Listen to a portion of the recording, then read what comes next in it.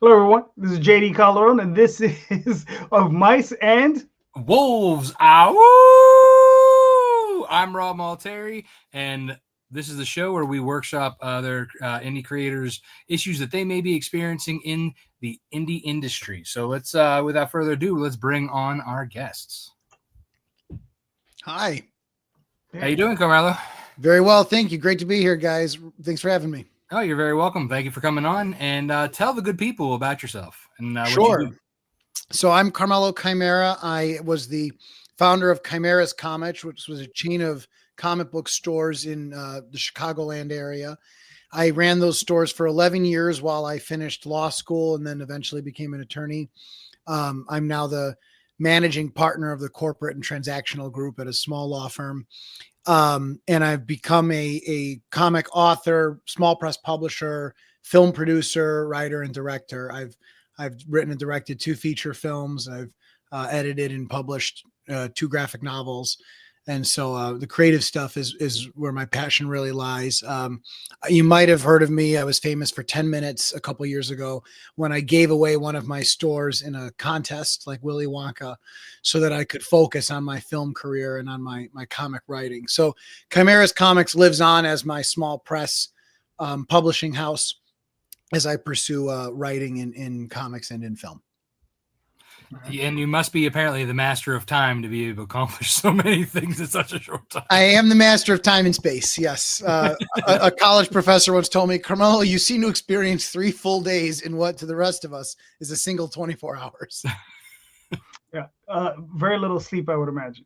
Very little, less so since I welcomed my 4-month-old son just a few weeks ago. So what little sleep I was getting is so, is this your first son? Your first this child? Is my first child, yes. Okay, well, see, that's what it is. That's the key right there. Yeah, that's right. You didn't have kids.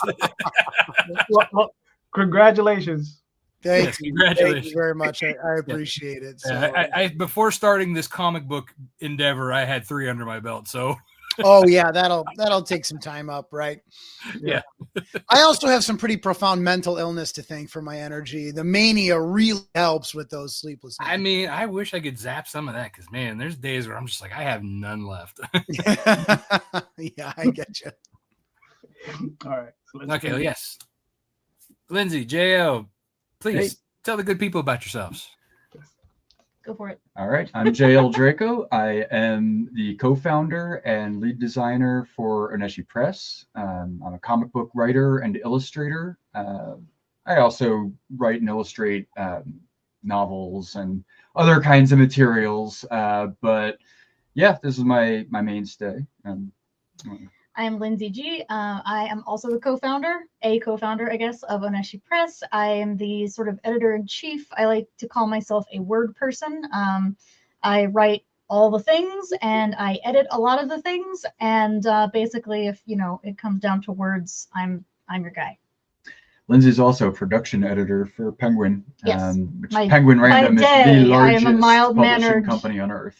I was going to say right now they're dealing with both the big 2, right? Yep, Penguin Random House. I really, when they merged years ago, I really tried to convince them to rename the company Random Penguin House. I had a lot of people on my side, but weirdly enough, corporate didn't decide to go with it. So. Nobody listens to the production editor. So short-sighted as always. Never do. Yeah, exactly. Yeah. Well, all right. So let's see. Carmelo, are you good? Do you have your? Yeah, I'm ready to discuss. Yeah. So all right, so let's do the clockwise thing like we usually do. So we'll do Carmelo, then we'll do Jayel, and then Lynsey. So Carmelo, hit it. What's the issue, sir? Yeah, so I had a kind of long hiatus from comics because I did a horror anthology in 2019 called Cellar Door, and that actually is how I got into film. So I've spent the last couple of years working on film.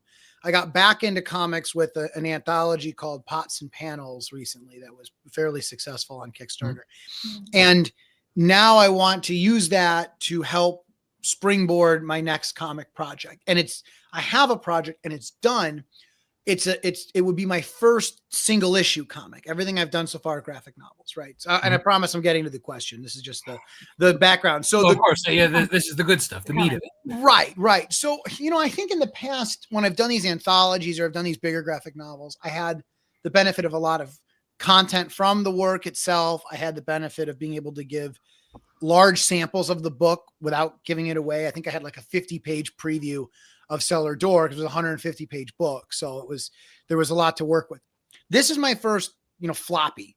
It's going to be 22 pages, right? And so I guess my issues are the related issue is ultimately how do I best use the channels at my disposal to push the floppy when all my techniques are really built around these longer anthologies, with the very obvious and immediate problem being I have the attention of the fan base from Pots and Panels, and how do I now direct that to something different, something shorter, and use that to the best of its advantage. So that's really the question.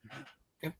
All right. So Lynsey, do you have any clarifying questions for him? Yeah, you probably said this and I wasn't paying close enough attention, but can you remind us? So you said that you've done mostly longer form things. You're going for something that's shorter format this time. Pots and Panels specifically, was that an anthology or is that a graphic novel? It was a graphic novel, anthology, and cookbook. It was 50 stories, and each creative team also submitted a family recipe. So this thing it's a monster. Like you could murder somebody with I was going to say, that thing's going to be it's 400 pages, right? I like love that. It's going to be in the next clue next to the rope and the revolver and Right. It was Lynsey in the library with Exactly. panels. I'll reenact it for you. Okay. So another clarifying question about Pots and Panels. I'm just trying to get the lay of the land. Sure. Is that like one of those where it's a continuing story? No, they were all separate. They were all tied together only by the theme, which is food. And the thing about it was such a cool project, and it had a lot of frankly really famous comic creators involved, like guys like Steve Niles and Ron Mars are in the book. And so for me, that really was an exciting chance to move the needle for myself and sort of now have my name on something that's up for like Eisner consideration. But for me as like a Kickstarter, like as a marketer, because all my other graphic novels have all been Kickstarter, I would have never conceived of such a project because it does not have one genre. It has a theme, food, but we all know, we've all taken the same course. We've all done these works. Rob in particular, I haven't told you this, Rob, you're a personal hero of mine because you nailed it. You nailed it. You have a great IP and it's got clearly a clear genre. It makes it very easy to say, if you like this, you will like my book. And I cannot do that with Pots and Panels because there is no genre. I wrote a crime drama, like a mafia story based on people I know. And other books, other stories in there are like horror, like Steve Niles did a straight horror thing, like you might expect. Right. So it's not something where I could have said fans of this will like that. My Cellar Door, on the other hand, I took a page right out of your book. I did it exactly as the Godfather Tyler would tell us to do it. Right. I said, look, if you like Twilight Zone and you like H.P. Lovecraft, you would like Cellar Door. And that was very easy and it was very successful. Right. So that's a little more background. I hope Lynsey is more than you asked for, but I hope that it explains kind of the challenge I had with Pots and Panels. And now I'm taking that into a genre book. My next book is like a political conspiracy thriller that would sort of like a 24 or maybe like a Jack Ryan kind of a story, right? So it's not the same fan base, but it's not clear Pots and Panels had, a genre fan base to begin with. So, okay, thank you. Okay, JL. Yeah. So when you say this is your shortest, it's a floppy single issue. Are you talking like 24 pages story or like 24 pages? 48? Yeah. Yeah, I did 24 because it made it really easy to separate into three 8-page chapters. Yeah, sure. Exactly. Yeah, and I'm very outlined when I write. I've got to have I use the same outline and I graft the story onto my outline to keep it paced well. And this is a totally, completely one-off new standalone thing. I could do sequels, I suppose, but I had not conceived of doing any sequels or doing a series. I conceived it as it could stand alone, totally on its own. Sure. But yeah, I just mean like it's not connected to anything you've previously built up. No, totally different. Yeah. Okay. Yeah. JD. Well, you already answered the question I was going to ask. Is that, you know, are you looking to expand the world if it's massively successful or even marginally so? Would you be willing to expand the world? Because that is something you can lean on a little bit. Okay. You know, so my question is, are you planning on expanding the world a little? I'm not planning on it. I would certainly consider it. You know, if I made something that people liked enough that they wanted more of. So like my last movie that just came out, Name the Demon, came out in October, and I did not conceive of a sequel to that. I've never conceived of a sequel to my films, and I was on to other movies. But then this particular film went kind of viral, and I started getting questions about, oh, so what do you do for the second one? And I'm like, well, shit, if we get the reporting like a quarter later for films, right, like from the streaming platforms. If it comes back that it was successful, I would do a second one rather than some other new project that might not land as well.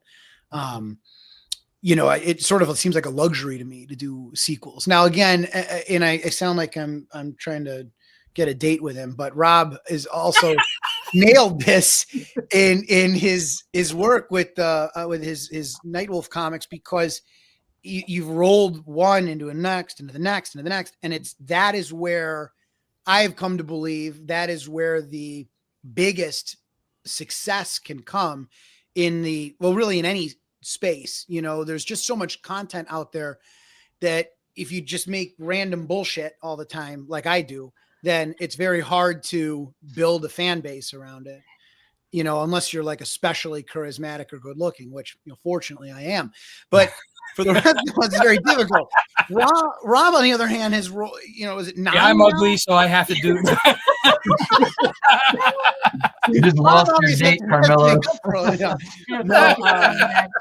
So if I was blessed with enough interest to do I would be a fool not to try to continue that. And, you know, right now I'm just the crazy guy that gave away a comic book store once. But if Fake News, which is the name of my next work, Fake News, if that's at all possible to be popular, I would be a fool not to become the fake news guy, right? I mean, you're definitely going to get the Google search credits for that, for sure. yeah, for sure. Absolutely. So, yeah. Okay, so before I get into my questions, I do have to say, and thank you, my first successful campaign, you were the one who put me over my funding goal. So gosh, really? So I do have to thank you on that. Oh, that's wonderful. I'm glad, so honored you remember. That's I do remember that. Oh, that's great. This is a match made in heaven. I'm so happy right now. Yeah. Well, that's why I love this community. You know, that's why I wanted to be on the show. Is, you know, I'm both an admirer and a colleague with everyone who does this, and in the most case, all of us who do this are also readers and fans, so it's very cool to be. Well, and that's just it. Like, and Daphne and I have this joke where like we're just passing the same $20 back and forth. Like, I think that's all of us are just passing the funding around because you know a lot of us are creators who are backing each other. It's true. But yeah, write it off. What's that? I said just write it off at the end of the year. Right. Yeah, exactly. It's the perfect tax write-off. Oh, if you want to talk about tax write-offs, my friends, remember, corporate and transactional attorney. I can tell you about the So my question for you, so you said it was, the title is Fake News, correct? That's right. So is this like, what type of genre is this? And is it at all related to any of your past projects genres, or is this a totally different genre you're jumping into? Yeah, that's a good question. It's a political conspiracy thriller. And I would say, and no, I've not done one of these before. My first work was a superhero graphic novel, Magnificent. My Cellar Door is closer to what my brands become, because then my first two films were horror movies. So this is my first step into I guess action is a more broad genre, but it's really more of a thriller, of a political conspiracy thriller. And so to me, like, it's like my favorite show almost of all time was 24. And so it's 24. It's Tom Clancy. It's that kind of a so there you go. You already have something that you can say it's like. Right. Because again, unlike Pots and Panels, where I was attracted to the project and I was attracted to the talent on the project, from a marketability standpoint, I never would have done something like on my own. I would never have come up with Pots and Panels. So this is a lot more like what I would come up with, which is it's like these two things, Okay. Does anyone have any other questions for Carmelo before we start jumping into the advice answer section of this? No. Okay. Let's start with Jayel this time. Go ahead and give your thoughts on this, sir. Well, so first of all, like you said, 24 pages is nice because it can break down into 3 8-page chapters easily. So if you've already structured it that way in the writing, I think that you have a terrific benefit of being able to put out the first 8 pages as your sample. You could even put that on your Kickstarter page. You could send that out in your newsletters, right? And then be like, buy the book for the rest of it, obviously. And, I find even sometimes when people read all 24 pages of something, they still, if they like it, want to own it. So giving out 8 pages out of 24, sure. If people like the first 8 pages, they're gonna want to buy the book, Yeah. And 8 pages is a nice digestible sample size. It's really, you don't have to be committed to read 8 pages. Whereas a 50-page sample, you might be like, I'll read this one day when I retire, Whereas like an 8-pager, it's like, cool, I'll read this while I'm in the bathroom at, on my lunch break or whatever. Especially if it ends on a cliffhanger. Easy to read a free 8-page comic, So I actually think that that's terrific. And I don't know if you've thought about putting together like maybe an ash can or something as a PDF where it's like the 8 pages and some concept art, some taglines, some, maybe the elevator pitch and things like that. And just kind of make it a little, it could even be like a 24-page PDF where it's like 8 pages of the story, and then the rest is just, ads for all your other stuff. Ads for your other stuff. Always put ads for your other stuff. But also, things about what to expect on the Kickstarter or what to, especially concept art is really cool. Yeah, like if you could get your, if you could get your hands on a whole bunch of like sketches and stuff and character concepts and clean them up, like that's awesome. Yeah, I think that's great advice. I think the ash can is like the digital ash can to me is such a cool thing to do to bring back this like old era of 90s. Yeah, I love it. Really neat. Yeah, I still have the what was the Wildstorm. Well, I guess it was before it became Wildstorm, but when Battle Chasers and Crimson and the Wildcats, they had like a new rendition of that. So they like put it all into like a ash can with all 3 like beginning of the stories. Like I still have that, and that was like one of my favorite ones to read. Oh yeah. Do you guys remember? I think it was Wizard Comics magazine used to put out like every now and then it would come in a bag, and there'd be like an ash can in there for like some new series or some restart of an old series. Like I still have like a box of just ash cans that I got from Wizard. It's so cool. Yeah. I love that. That's so neat. Oh, that makes me so happy. I miss Wizard.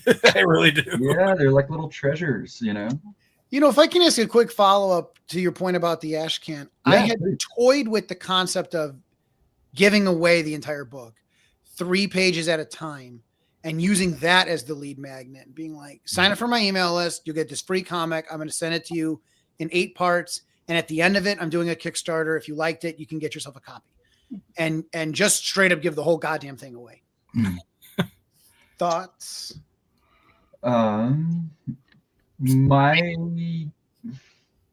My concern there is you're talking about it's a lengthy process to do that. Yeah. You're gonna experience some fatigue and some fall off in attention, I think personally, if you just have like the one condensed teaser it's gonna find it's easy, like, yep, I read that, I liked it, I'm waiting for it to come out. Mhm.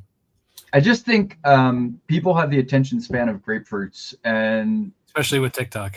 yeah, like we're just in that era where it's like TLDR is like the epitaph of our species at this point. I think TLDR isn't even a thing anymore. Actually. Yeah, that's too long to say. No one even says TLDR. I was gonna say that's anymore. longer than actually saying the phrase.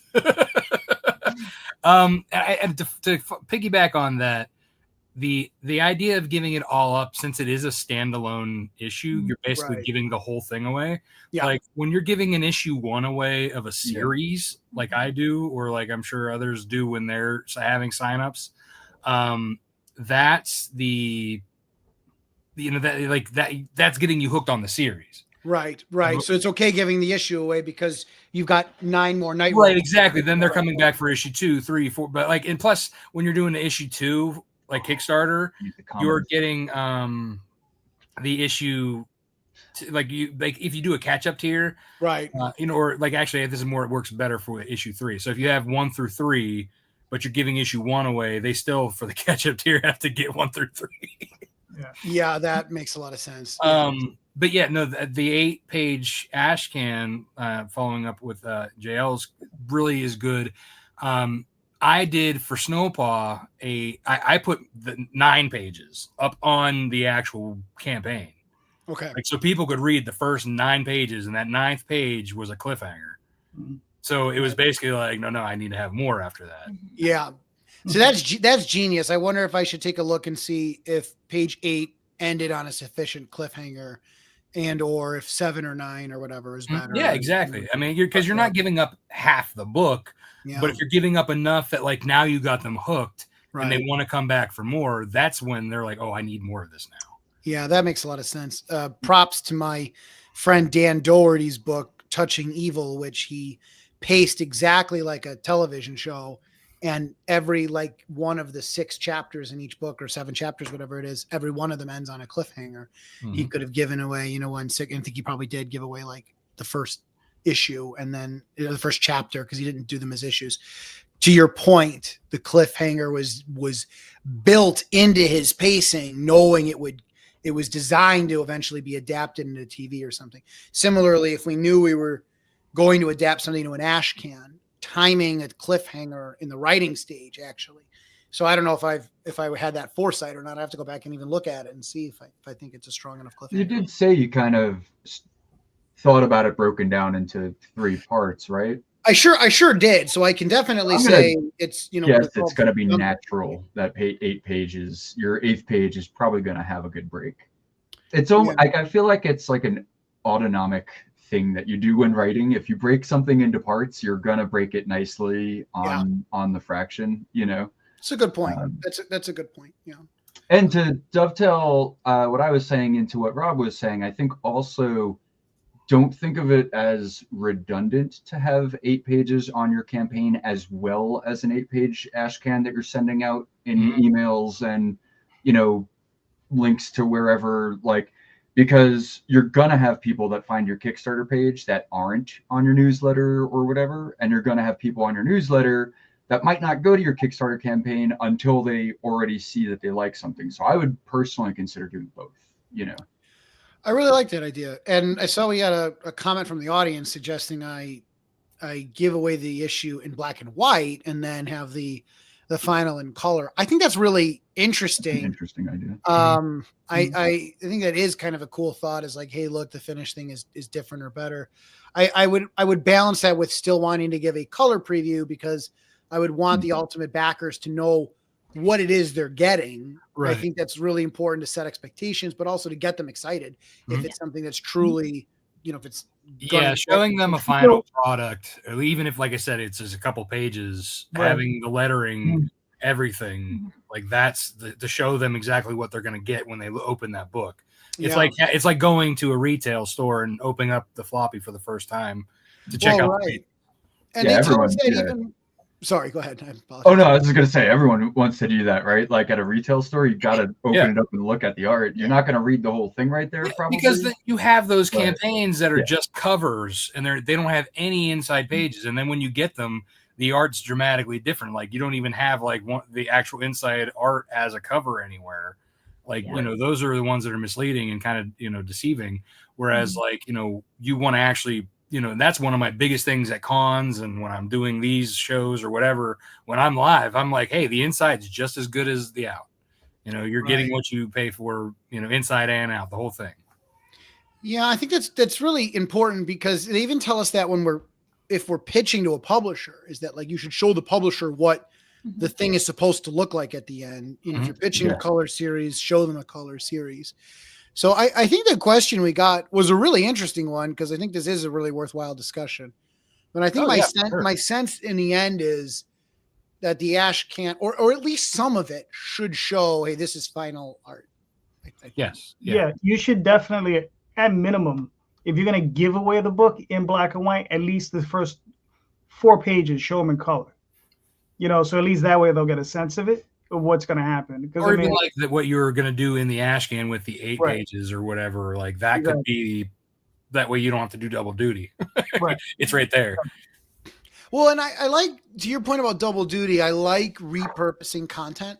You know, I like taking a comic book and then having it carved up into every single individual panel. And then you can schedule out posts with, I don't know, what is there, 4 to 6 panels a page usually times 24 pages. I mean, you've got yourself 125 or so social posts you could do if you did it that way. And that's really nice because that like kind of short form content, it's just hard. It's really hard to make enough content to keep social media paying attention to you. Especially if you're not the artist. Well, right. Exactly. All I can do is just jump on camera and be a barker, but like the artists can always doodle something or whatever and whip something up that's cool. As the writer, what am I going to put on? You know, no one wants to see that. Well, I also think there's a lot to be said, especially with an Ashcan situation. Like we were talking about concept art. People really like to see a piece of art go from the very beginning concept to a finished piece of art. There's a lot of room to play with different levels of finished art. You know, you can take a panel and do an entire page of its progress from beginning to end. Yeah, that's a good point. That's a really fun, cool idea. Yeah, people really enjoy that. Yeah, that's neat for an Ashcan, is like a script to page kind of thing, you know. So you do your 8 pages and then you grab the best looking page and you say like, here was the script, here's the pencils, here's the inks, here's the color. Like that's dope. You can even throw in the thumbnail, like people love to see that.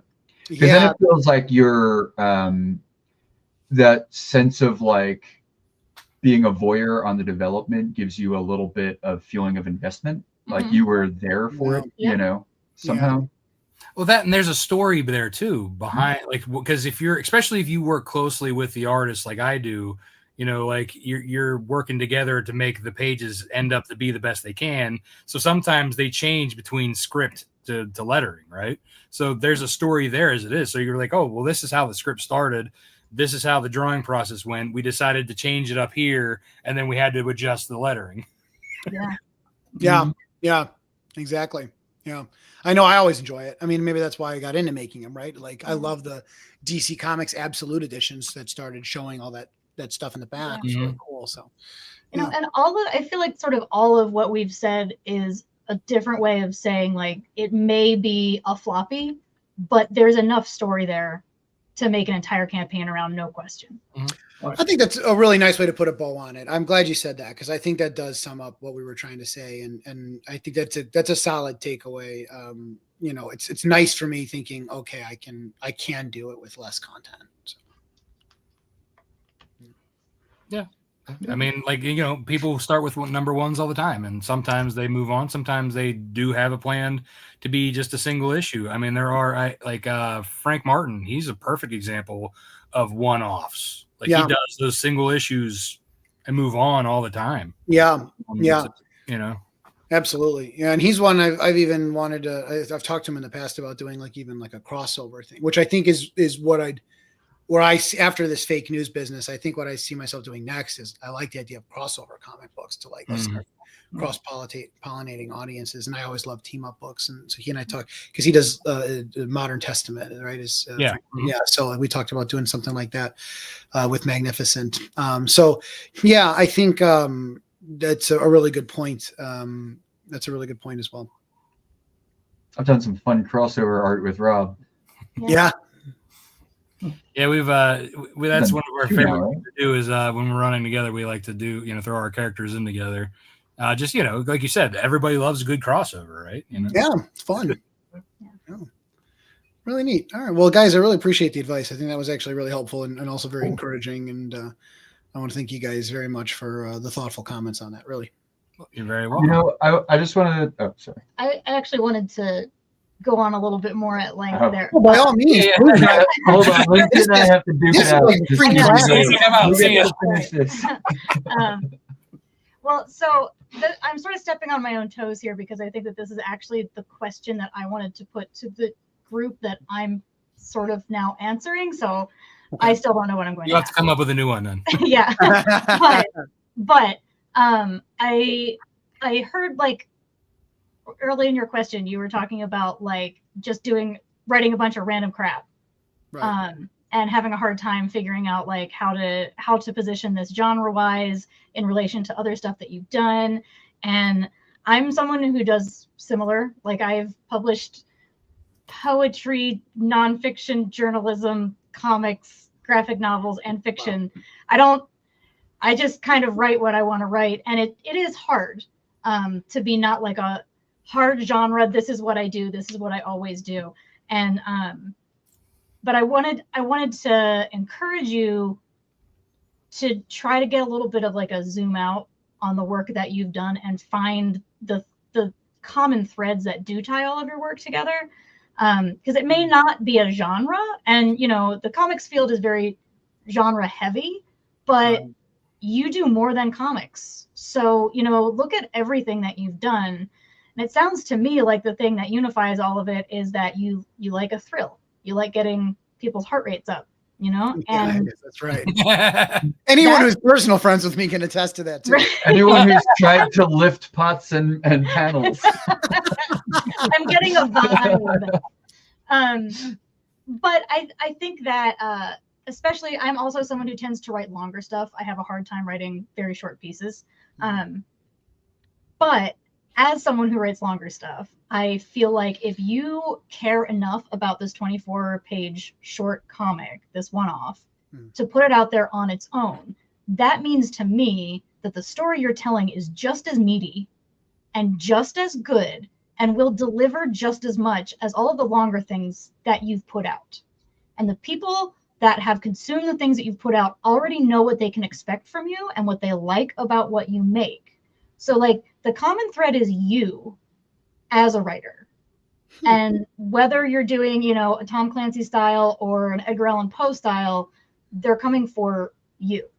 They're coming for you. They're coming They're coming to get you, Barbara. Watch out. But I don't know.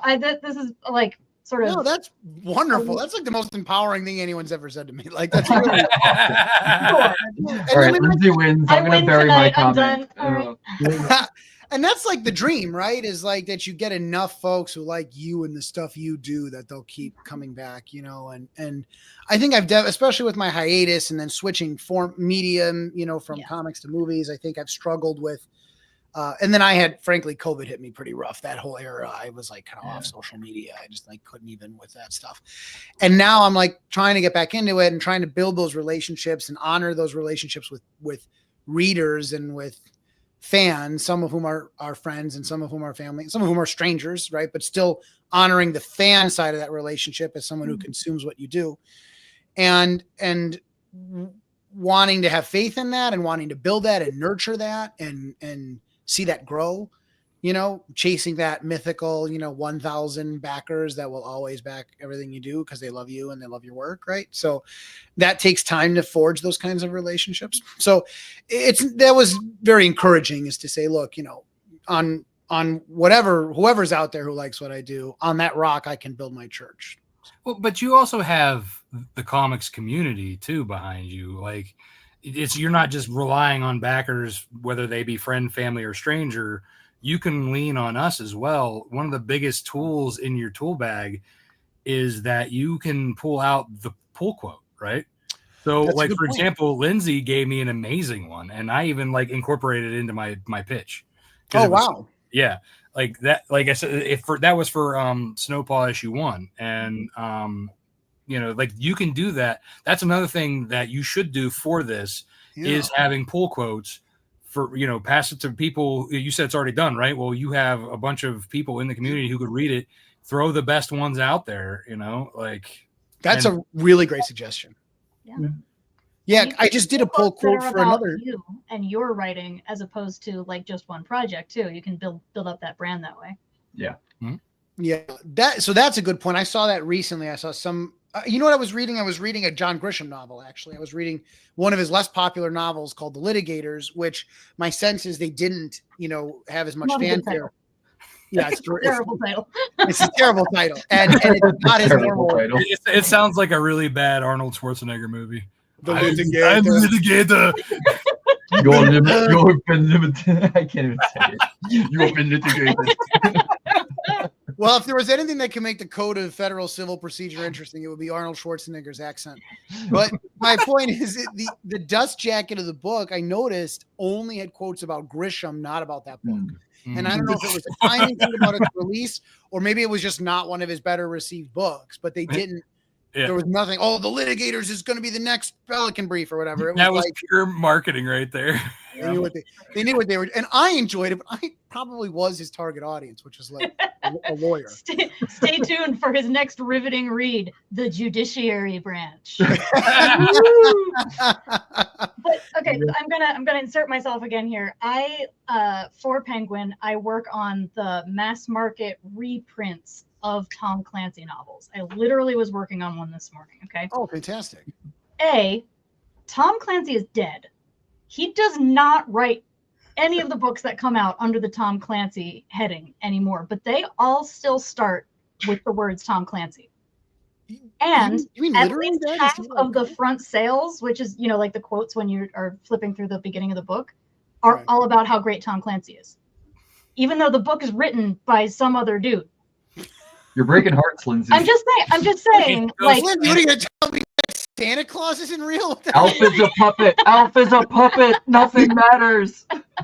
No, what I'm saying is, it's all about brand recognition. I mean, now granted, Tom Clancy wrote pretty much the same book several times before he passed, but I mean, it's building up that brand recognition and knowing that people are coming to you for what you have to offer.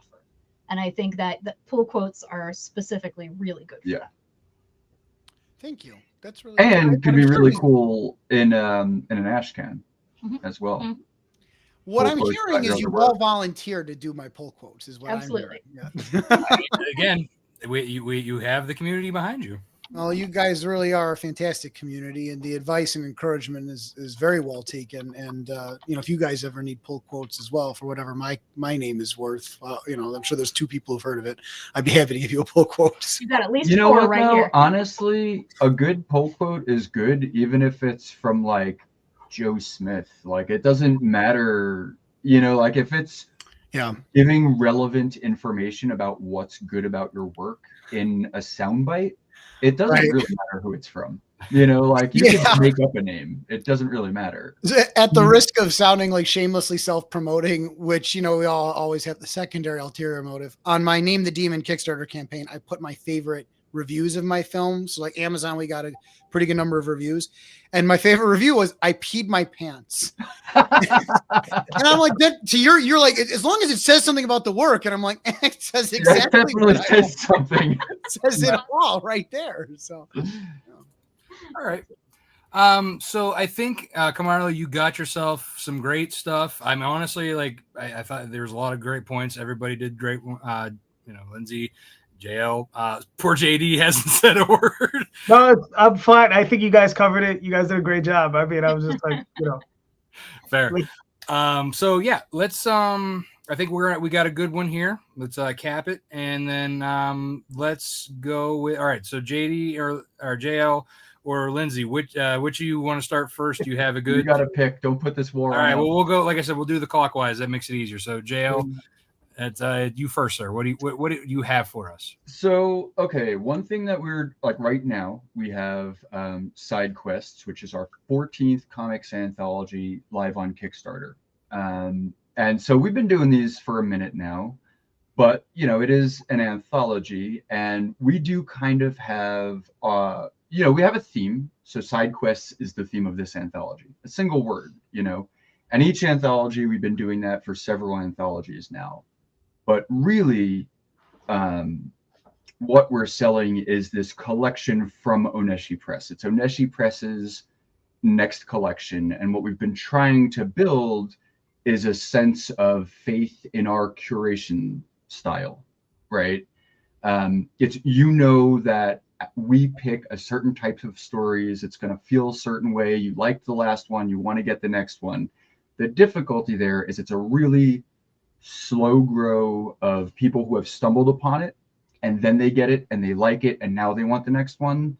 And we are building that, and it is growing, but breaking past our current audience is difficult. Now, because it's an anthology, each person that contributes and has their work printed, they're going to bring their audience. They're going to get their aunts and uncles and cousins and siblings to back it, all that, right? So that does kind of help to grow it, but most of those people are there for that particular contributor and aren't necessarily going to come back the next one. Some of them will, but again, that's a very small, amount of growth with people that were like there to back their cousin Joey and then came back to the next one because they liked us so much, And to what you were saying about, starting something new, how do you build an audience for that? Well, every single one of our anthologies is something new, really. And it's every single time we have to build up excitement for it. Mm-hmm. And that's just so incredibly difficult.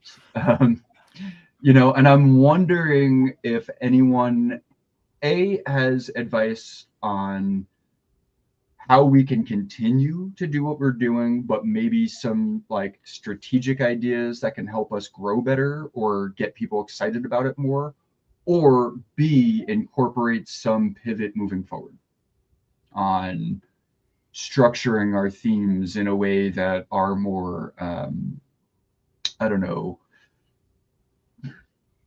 built on something pre-existing, or can somehow funnel power that's already, pre-existing without necessarily, I don't think we have any interest in being like, oh, it's like Indiana Jones meets Conan in this anthology. I don't necessarily want to be super limiting with the theme, because what we love about it is side quests. We get so many different, out of 160 submissions, they were all just mind-blowingly different and unique, and it was wonderful. And that's what's so wonderful about our anthologies, is they truly are just buffet that has everything from like dessert to appetizers to the main courses, and they're all different, and it's really fun, and we really like that. People who have read them really like that, and I don't want to lose that, but it's so difficult to market. So that's it. My question is, does anyone have advice on how we can better market this beast, or should we just give up? Did you just can I jump in real quick? Yes. Yeah, all right. So see, I hate this format. Yeah, no answers, JD, only questions.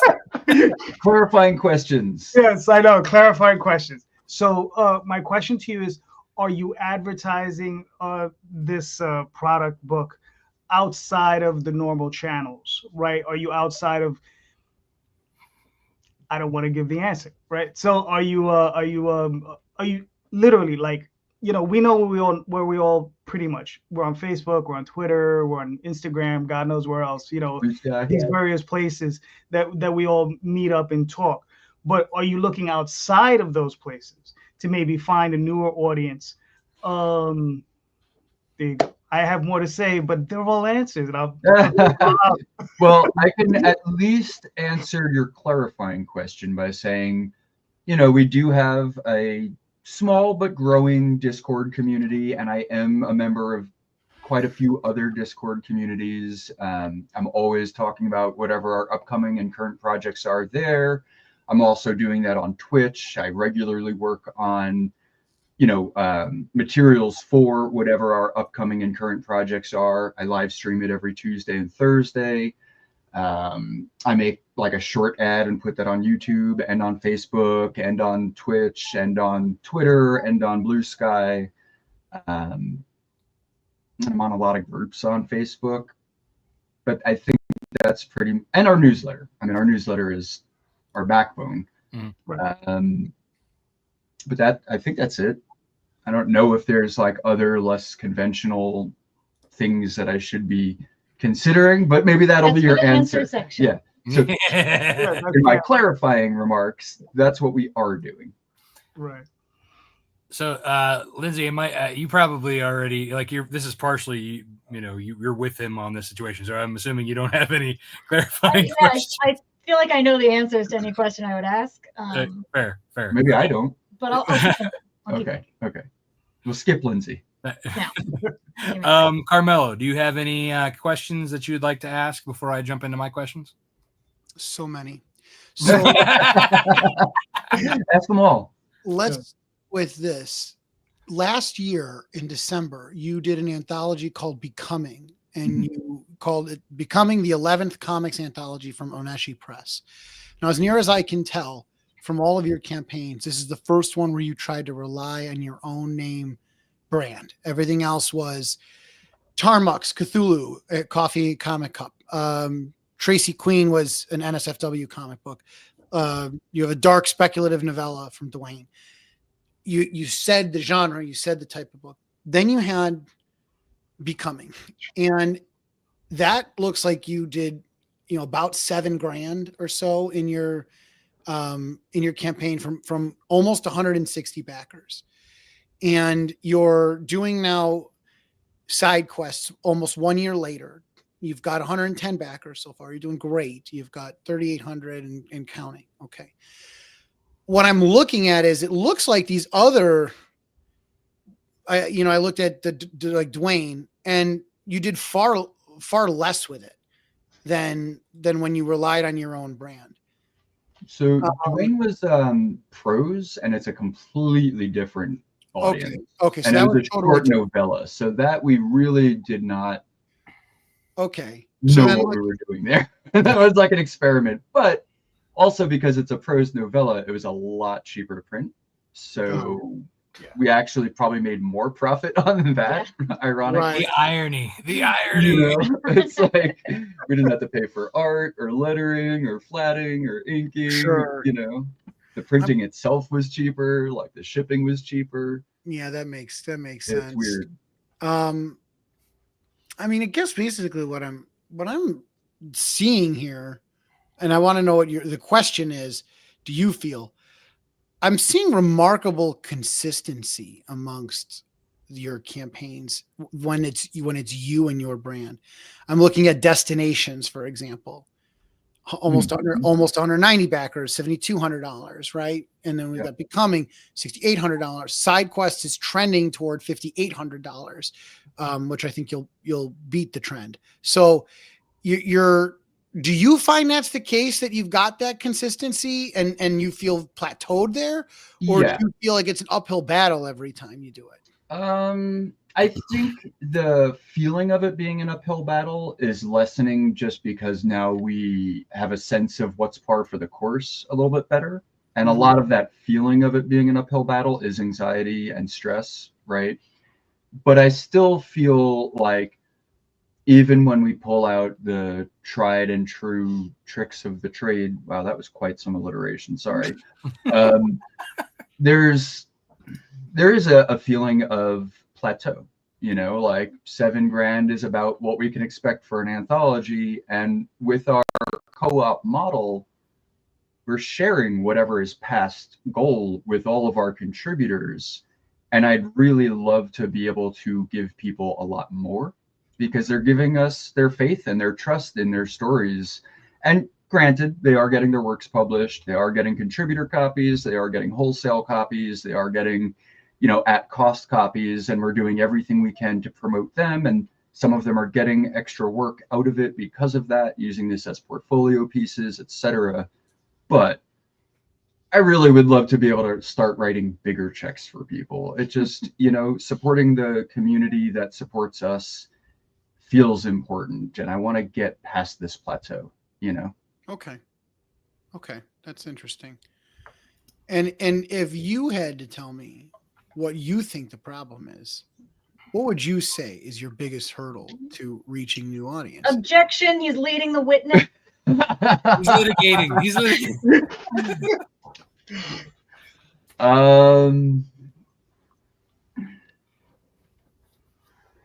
I think it might be that audience growth and attrition are kind of equal. Equilibrium of attrition. Okay. And when you say audience attrition, what I'm hearing, I'm guessing, is email list, because social media, people don't typically unfollow a page. I mean, they might like stop you in their feed, but they're not going to like.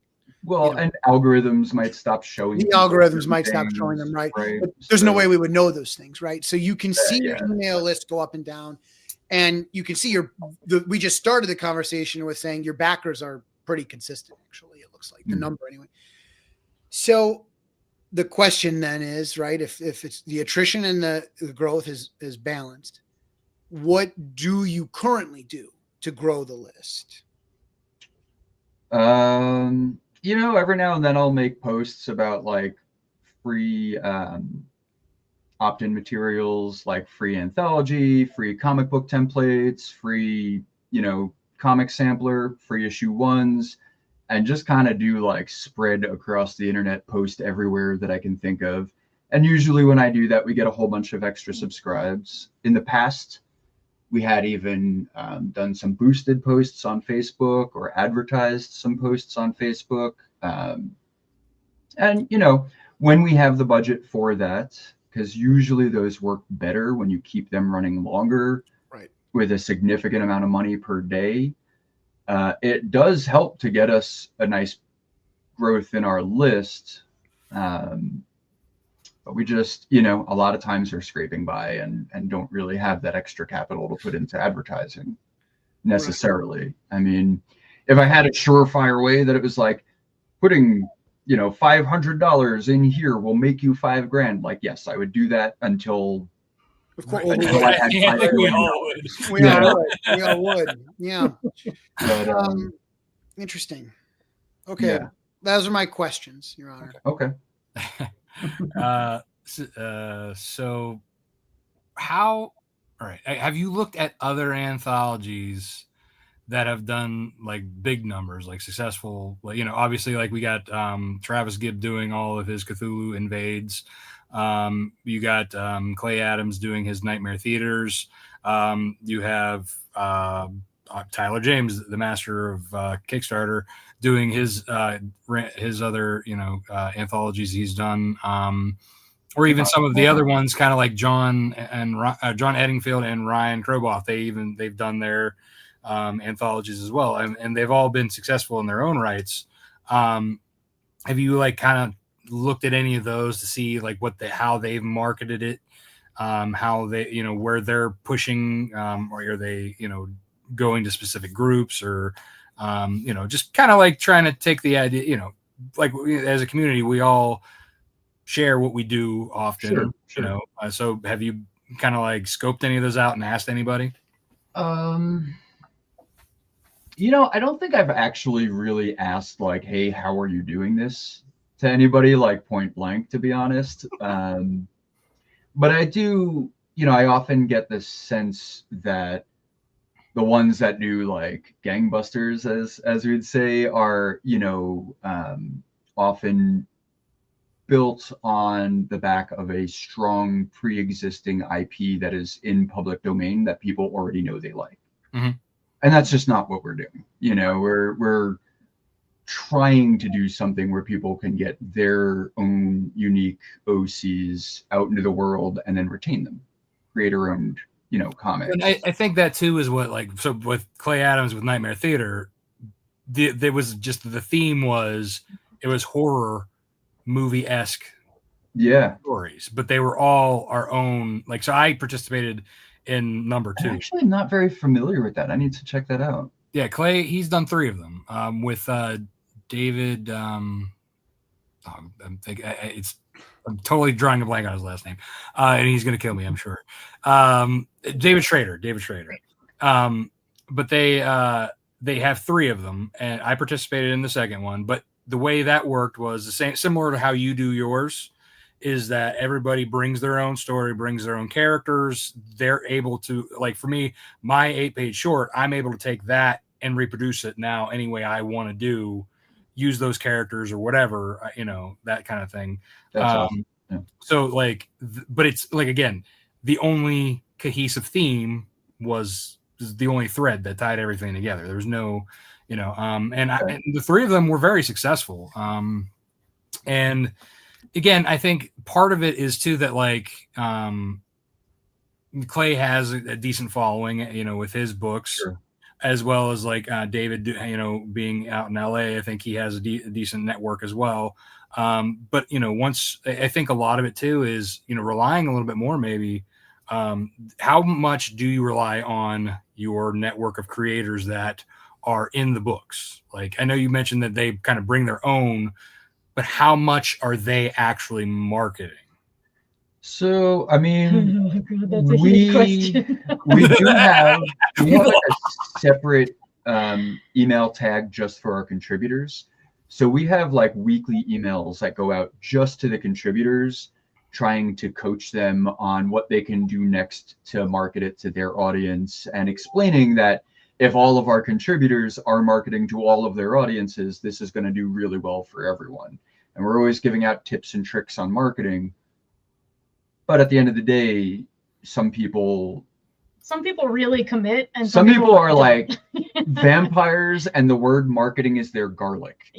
Like they just think marketing is evil, and it's like, for real. No, it's literally just trying to get what you love to people who like it. Like it's not bad, but some people just have real serious mental blocks on that, or some people are like troglodytes and have never used the internet before. I don't even know how they managed to submit to us. It's like, if you don't know how email works, how did you upload your submission to our website? Like, what are you doing? So one of the things that we try to do is work with like a wide range of creators, so like just because you haven't published a big comic book before doesn't mean that you're not going to get into our anthology. If we really like your story, we really like your story, and we're going to do the best that we can for it. And then we're working also with people who are really experienced and know the whole drill, know exactly how it works. And we don't want to do the like, how many followers do you have on Instagram, before we let somebody in. But so we do always end up with like a very wide array of like some people who maybe are first timers, but they're so excited that they are like really, really promoting the hell out of it. And then sometimes you have people that have done it a million times and like really don't care and don't do anything to promote it. So you never really know what you're going to get until you're already promoting. And I should say, we do have some really awesome contributors that like every day I'm seeing a new and interesting post from them about this anthology, and they're tagging us in it. And like, I'm like, wow, that person is doing the work, but it's always like, it's like a group class assignment. You can tell that one kid doing all the homework and everyone else is like, yeah, we're going to get an A. You know what I mean? Like, really, guys? I had that problem on Pots and Panels. We had 86 creators, and if every one of 86 people could have just asked 10 people to, just 10 people, it would have been a 6-figure campaign. The math suggests exactly. And instead, I would put a Facebook post out, and it would have 37 shares, and 12 of them were me on my different pages and channels. And it's like, where the hell was everybody else? Which brings me to, if you don't mind, I have one more question for the question and answer session, which is, can you explain to me the comp structure again? You share the money over the expenses, you share amongst the contributors. Is that equal? Is that by page? Is that, how do you? It's by page. It's a percentage of the book that is your work. That's okay. So pro rata, right? By page count over expenses. I did the same thing on Cellar Door. Okay. I know we're still doing that. You mean you pay people? That kicks in after goal. And then because after goal is the expenses, more that basically. we sell, the more Right. our expenses go up. So we Sure. also have a percentage for Ineshi's expenses.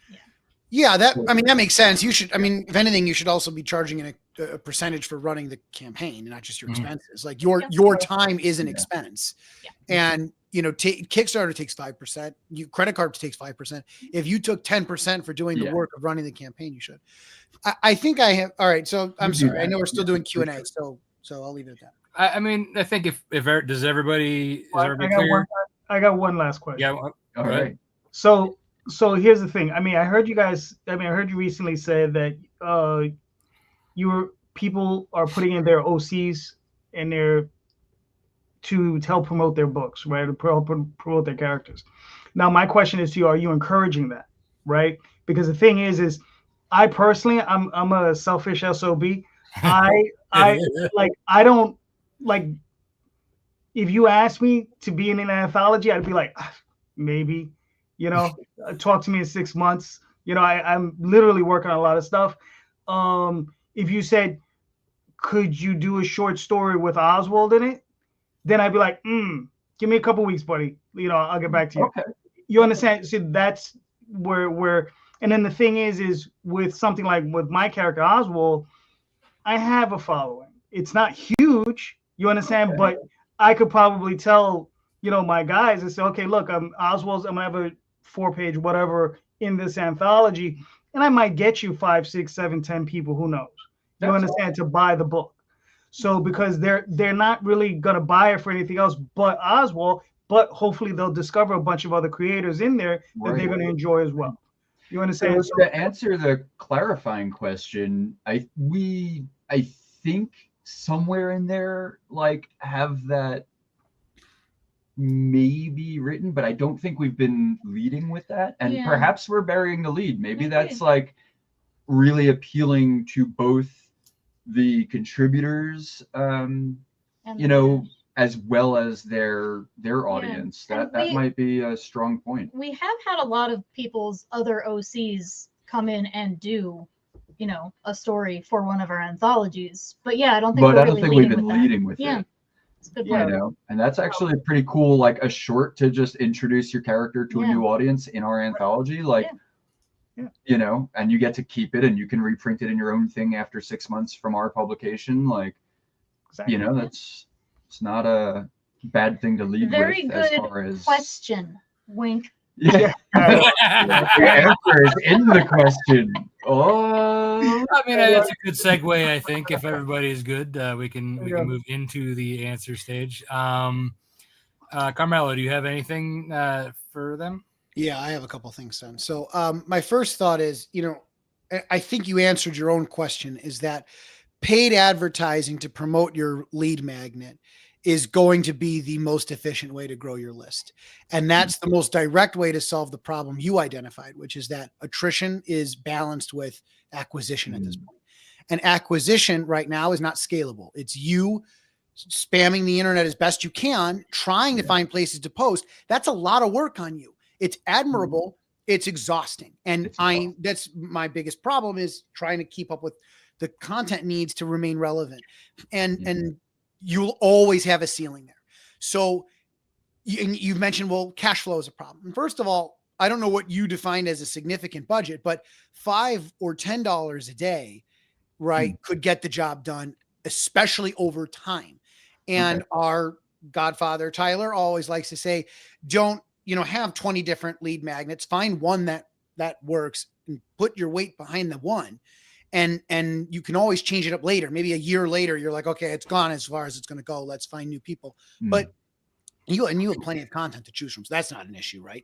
So you are always going to have that ceiling until you can do that. Maybe to solve the budget problem, because I'm not going to just throw it at you and say, there's your answer, figure it out, is price that into your next campaign. As far as your expenses go, figure out between now and your next, 3 months, 6 months before your next campaign, figure out $5 a day and price that in as a marketing expense, because it's building up. And it's a write-off.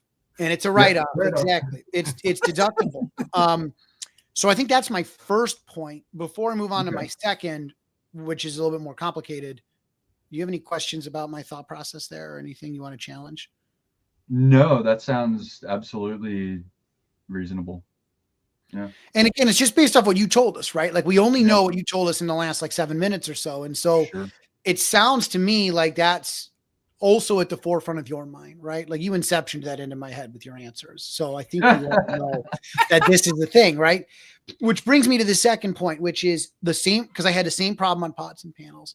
And the problem is a lack of incentives. Okay. It's economics. For every activity level, there is a cost and a benefit. When the cost outweighs the benefit, you don't act. And when the benefit outweighs the cost, you act, period. All of your creators are equally incentivized. None of them are incentivized to do a better job than anybody else or do more work than anybody else. The incentives are equal across the board. And so why should I share anything? Maybe even in my mind, I'm not thinking straight. I'm thinking that this is, why should I use my audience? I want my audience to back my thing where I get 100% of it. Why should I share my audience? I'll contribute to your anthology, but I don't want to, to put, they don't see it as, it's not a zero-sum game. And I believe in creative work. Just because you read my comic doesn't mean you're not going to read Rob's. You might love Cellar Door and Nightwolf. Why wouldn't those? Why would they be mutually exclusive? Right? You might. Well, people only have so many dollars to spend. Well, yeah, like in a month or in a period, but you can buy my book later or whatever. So that's why we share each other's campaigns, because everyone here gets it. We all get rising tide raises all ships, right? Right. But not everyone does. So they're thinking, you know what? I'm going to free ride. Is the word. I'm going to free ride off everyone else in this anthology. Yeah. And you have tools. And part of the problem with pots and panels is, and I knew this was going to be the problem, but they weren't my relationships. Other people in the book brought especially some of the bigger name creators. A lot of people in that book did a great job promoting it. And a lot of those people didn't do shit the entire time. And I won't name names, so I don't mind saying it. But a lot of those folks are not coming back. I will never do another anthology with them. You can track these with Kickstarter's referral code links that you can create.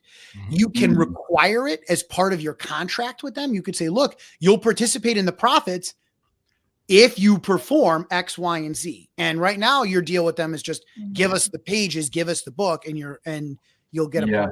Now it's give us your book, and you're going to share this post and this post and this post, and you're going to do these many, whatever, as detailed or as not as you want. If you could incentivize it as you get a percentage of what you bring in. And I know that's a pain in the ass to track, but that's why Kick Booster exists. There's tools for that will automatically track it and distribute the cash for you.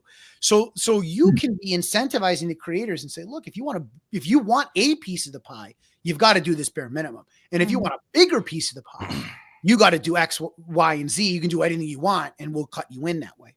And you could also gamify that too. Like you can make it a game and say, we got our weekly high score, Yeah. I like it, Rob. You get a car. You get a car. Yeah, you'd have to use something like Kick Booster to figure that out though, right? Because Kick Booster would tell you who's bringing in what percentage. Well, they kind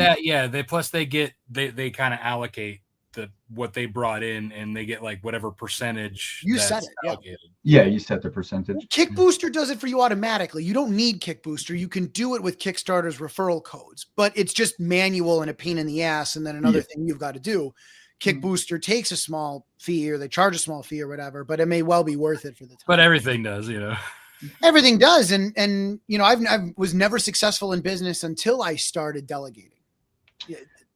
I feel like we tried Kick Booster once, and it was but it wasn't on an anthology. It was we gave a couple of people codes to just be hey, if you want to promote this, you can get some money out of it. Oh, yeah. And it didn't really work out that well. Right. But maybe with an anthology with contributors, that might be that does make a lot more sense. Yeah. It might be more if that's how you get paid. Right. Right. I would do an anthology in a heartbeat to promote my original character, to get my name out there. If I knew I might have some access to the being able to do a backer update for my future projects, things that might incentivize me. But then if you also told me, oh yeah, and then you also get X% of whatever you bring in, then I would, bring the full weight of my email lists and my social media campaigns to do it, because I'd be financially incentivized to do so. So I think people who contribute to your book should get nothing if they're not contributing to the sharing a little bit. I mean, for some of these folks, it's as simple as, I did the ad and I need you to like, comment, and share the ad so that the organic does better, so that the cost per click goes down. At the bare fucking minimum, sorry guys, you got to be able to do at least that for me on our hero post, on our hero ad that says the campaign is live. As far as I'm concerned, if you don't do that, you don't deserve shit from the campaign. So maybe you've got that floor, right? Do this and then you're in and you'll be cut in pro rata.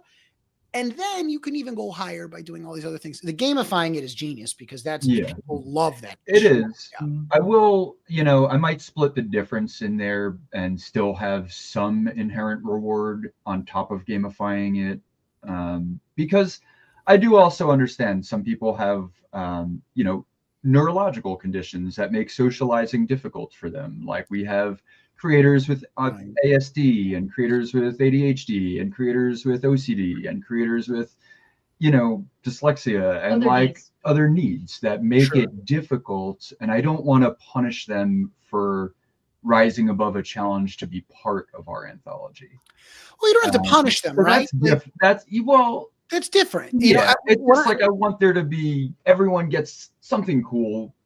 But if you're really championing this, you get extra, right, exactly. That's, you have your baseline, right? So maybe make the baseline just a little lower than you usually do, because then you can add that extra incentive. Exactly. That's what I meant by split the difference. So I might be like, yes, I should incentivize it.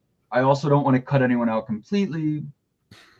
Where do I find that balance? And I guess looking into what kind of percentages I can set on Kick Booster might be a good start. I mean, you said you could just set it to whatever you want, right? I only used it once, and it was years ago. Yeah, last time I used it, and I did pretty well off of it, actually. I set the percentage, and I don't remember that there were any limits on what percentage I could set. I mean, I'm sure you could probably go up higher, but then at that point you'll be bankrupt. Yeah, you don't want to lose for winning. That's never. No, you don't. You got to remember, you're already giving 10% of everything that comes in to Kickstarter. You're giving 2%. Everyone takes a percentage along the way. There's Stripe takes a percentage, Kickstarter takes a percentage, the post office takes a percentage. If you use BackerKit, they take a percentage. Yeah, everybody takes. Tape dispenser takes a percentage. Yeah, it's true. But remember, paying the referral fees is also tax write-off. So. Oh. Yeah, it's not income to you then. That's that and what you're paying the creators too. That's also a write-off. You should not be paying taxes on any of that. That's And I guess just to wrap my thought up, and then I promise I'll stop talking, is keep talking. I understand wanting to be accommodating to people with unusual circumstances or particular circumstances, particularly neurodivergent people. I totally get it. Again, I joked at the beginning of this, but I have mania myself, which is the only thing that explains my abilities. And I get it. Right. But they're also, you're running a business, and you can always make case by case exceptions. You can always have a special arrangement with somebody. You can do that. And I don't think it's unreasonable. I don't think it's crazy to set some bare minimum expectations for participation. And I'm not asking you to go door to door and talk to strangers in person and pitch them your Kickstarter. On a scale of nothing to that, that's awful for. Well, there goes my plans. The nice thing about that is so as an example, kind of playing off of that, for my son's basketball team, they gave us an opt-out. So we had to do either fundraising or write $100 check. And I went, $100 check. You're not doing fundraising is so worth $100. Right? I'm like, yes, $100. Just that was great. That's actually okay. I hate that idea. Okay, I don't an hate option. That All right, I'm gonna think about what kind of options there could be for do you want to do the Kick Booster thing, or if no, come to our house and make us a pizza. If no, go door to door and get 10 signups, Well, one thing everybody who contributes to your campaign should be doing that requires nothing of them from their mental energy or mental health is every single one of them should back the campaign for $1 in the first 5 minutes you launch it. And that, again, didn't happen with Pots and Panels. Fun fact about that, Tyler did that with his last anthology. Yep. If they wanted to get their books, their comped books, they had to back the campaign for at least $1 so that he could get their address. That makes so much sense. Oh my God. It is so hard to get an address out of some people. So there you go. If they want to get their books, they have to back the campaign at least $1 to then be incentivized to get their books. I had some art in there. That was the Oxymoron book you're talking about, right? Yeah. Exactly. Yeah. Again, leaning on the other creators who've done it. Exactly. It's a smart man who learns from his mistakes. It's a wise man who learns from other people's mistakes. Fair. Or woman, sorry. JD, do you have anything? Well, I all right. So I asked 2 questions, the A and the B. I think I answered the B by asking it. Right. You can reiterate though. Feel free. I mean, so basically to reiterate, so one of the things, like I said, I'm fairly selfish. So it's, especially when it comes down to the creative part of this, it's like I work on several projects, the Oswald Chronicles, Tall Tales, whatever, and I'm usually hyper focused on those things. And I've been asked to join a number of anthologies, and I know it's always like maybe in 2 years, you know, because I'm literally putting out, you can ask Rob, I put out a campaign every few weeks, and I'm like, boom, boom, boom, boom, boom, constantly. Yeah, you launched one today, and I wasn't shocked. I'm like, right. So, I was like, wait, I thought he was already live. So it just runs like that, and I'm constantly in a state of writing, editing, lettering, rewriting, relettering, re-editing, and it's just over and over and over again. So if you ask me to get off my hamster wheel, it has to be worth my while. Yeah. Right. So it has to be like, well, could you do, you're doing, let's say you're doing some fantasy book, whatever it is, and you say, could you write a fantasy thing with Oswald in it for whatever? And I'd be like, give me 2 weeks. And then I would just, get back to you with that. So I think like with someone like Rob, who also has, his OC, where his character is very well known, right? And, with his IP, he can bring it in there. You just say, do a 3-page story with Snowpaw in it, right? So then, all 8. Well, there you go. So, and then, he goes to the audience. He says, yeah, if you want to read this original Snowpaw story, you have to go buy this anthology. Right. I mean, that's the thing too, is like I could easily do that with Snowpaw. Right. It's Nightwolf, however, like that for me is harder because like he's kind of like in his like continuing. Right. If I were to write something off, it would be like almost like a spoiler. Whereas like Snowpaw, I have like 200 years that I could just plop. Okay, right, well, maybe this is 50 years in. This is 100 years in. Listen to what you just said. You said it'd be a little bit harder. Work harder.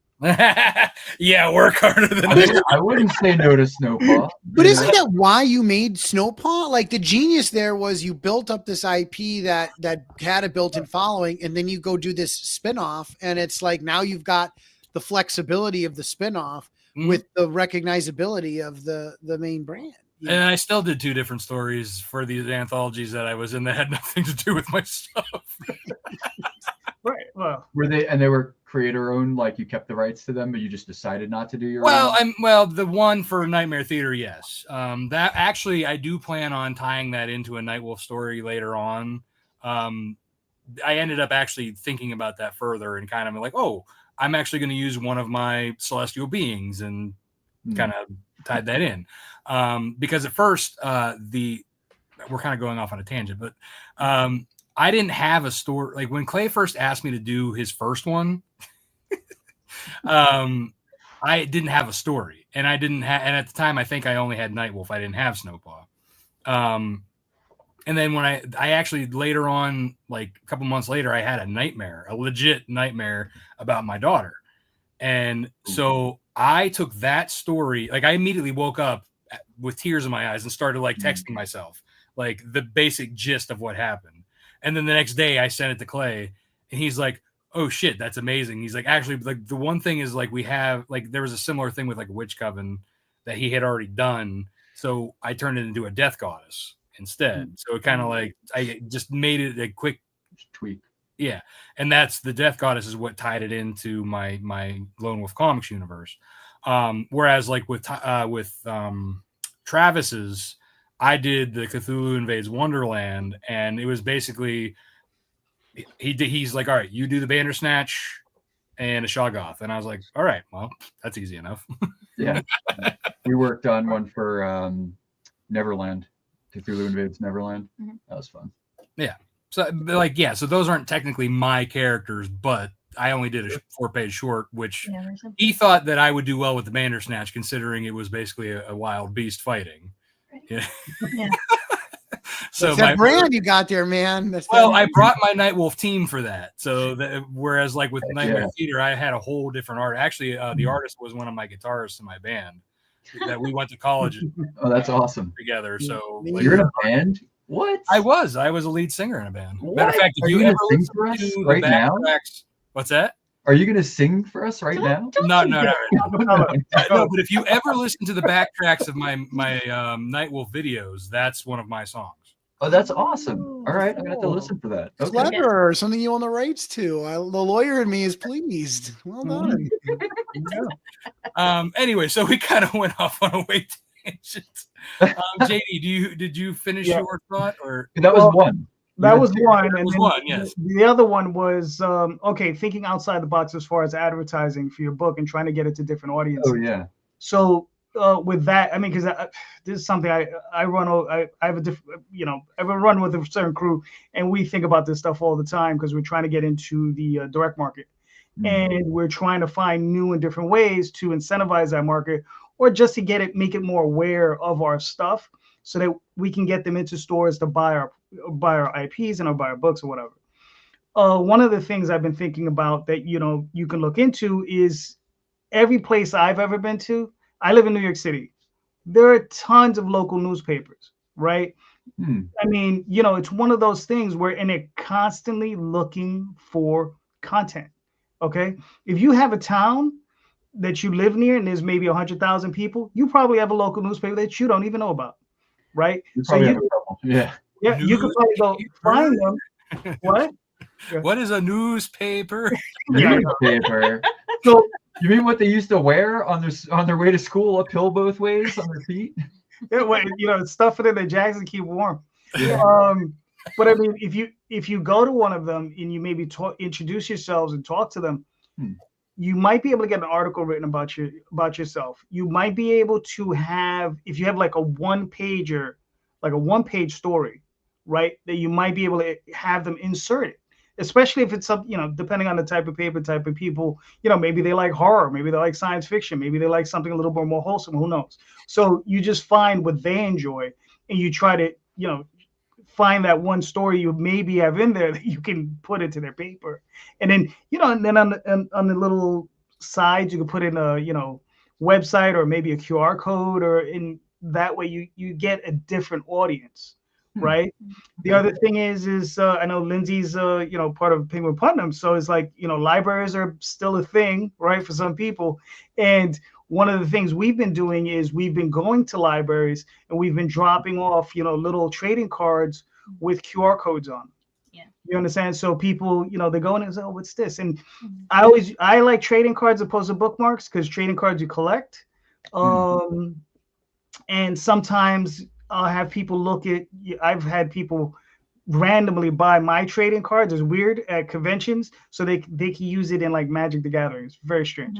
That's awesome. They just see the image and they're like, oh yeah, and then I don't know, they make their own stats. I don't know. They do something crazy. The magic fluffy mouse does this. Yes. And so that's the thing. So yeah, that's what I'm saying, is like trying to find more unconventional ways of trying to find a new audience. Those are the things we're looking into, and there's other stuff brewing. So we'll see how that stuff pans out. Well, if there's any way we can help, let us know. Yeah. All right, I will. That goes for everyone here. Yeah. Same. What a community! I love this group. Fantastic. So, JL, did that answer? Do you think, or Yeah, I think I have several cool, inspiring notions brewing from that. Thanks, guys. I really appreciate that. very good, Yeah. Lynsey? Now, what do you have for us? So I've been mulling over a few different questions, but I think the one that I'm gonna come back to is actually sort of full circle what Carmelo started out with. Nice. Like so we have Rob here, who is like, you know, the king of knowing your niche, right? Knowing your audience, branding yourself, and doing that really hard and getting really good at it.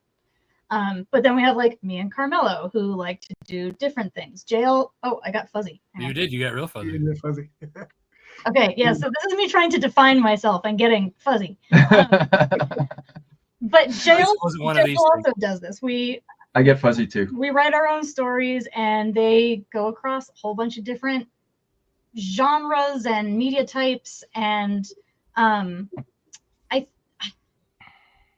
don't know exactly how to phrase the question, because basically it's like, what are some tips that people in this group have for trying to walk across those lines? Because I don't want, personally, like the way that I write is the person that gave Carmelo the advice of like, it's all about you, friend, you know, and I believe that is possible, but it's also really freaking hard. So I think I just kind of want to pick people's brains about, like, I write, you know, these sort of, they're speculative fiction novellas. They're weird.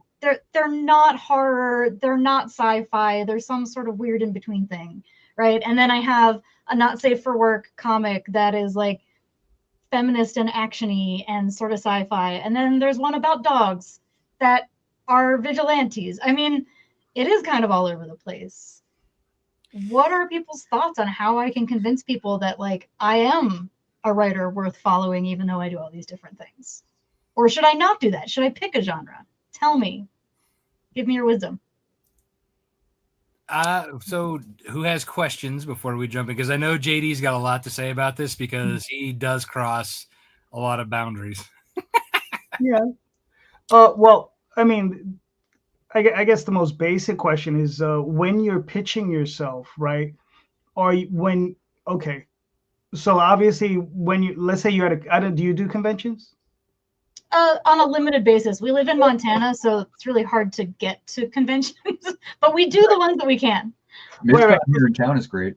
Yeah, because usually a convention is sometimes the best place to test those things, right?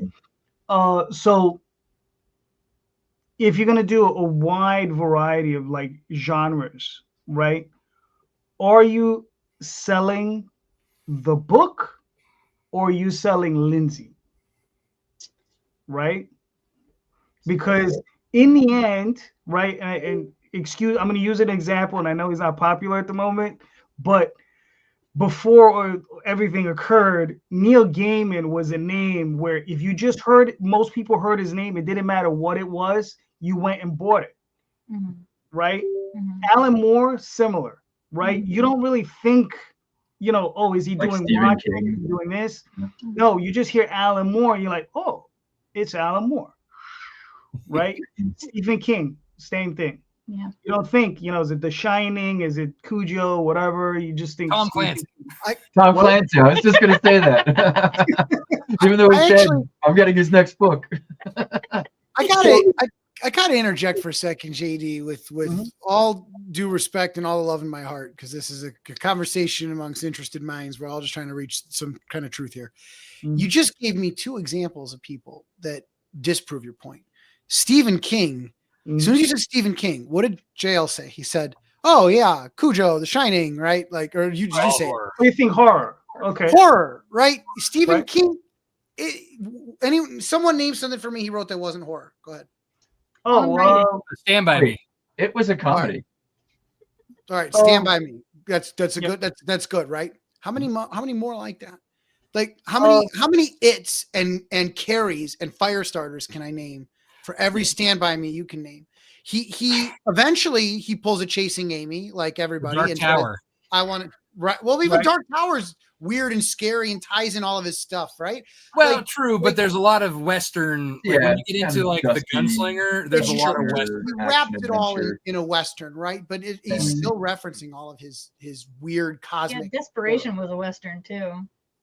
All right, so he like maybe I stand correct. Maybe Stephen King is not the horror king. But if you think about it, though, like Is even anyone his really taking that position? horror's kind of changed too, because he's got sci-fi horror, he's got vampire Right. horror, Mhm. he's got Sure, he alien found- clown horror, dimensional demon. I don't know what it Right. is.